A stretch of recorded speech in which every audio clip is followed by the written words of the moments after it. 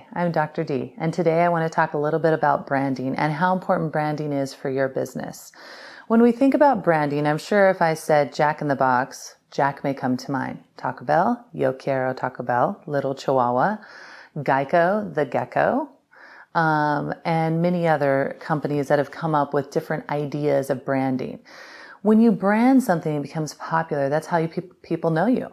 That's why when we think of these different companies that I mentioned, Nike, the swoosh, Just Do It, comes to mind so easily. And it becomes something that's branded in our minds. So when we're shopping, we automatically see that brand, and usually we feel confidence or trust, or because it's been so popular out there, that's the one that we're going to look at first versus a no-name brand.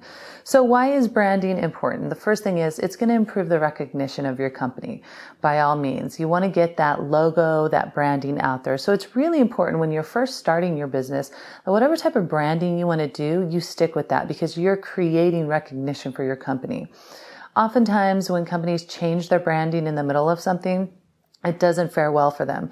Many years ago, Jack in the Box decided to get rid of Jack. They actually blew him up in a commercial. Well, their sales started to go down after that. So they eventually brought Jack back, and they found that Jack was an icon that helped with the branding recognition. The next thing is branding creates trust. When I go to a store and I see Nike, I think quality.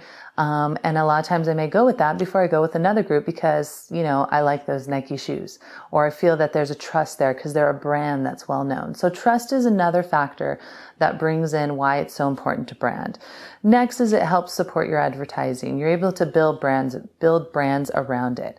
So one of the important things I always like to think about Geico. They have such a great brand with the gecko, but they've also been able to expand their brand using the same type of thought and wording, but integrating things like the caveman commercials and many other. So being able to support your advertising with this brand is always going to help people notice it and oftentimes have that visual or hearing recognition of what your brand is.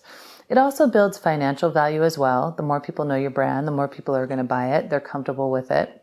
That's going to support you. And a lot of times this also inspires your employees.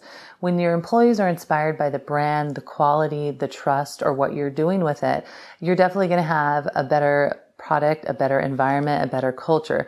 So having that brand and having the employees understand the brand, the vision, and the mission behind it is really key to helping you.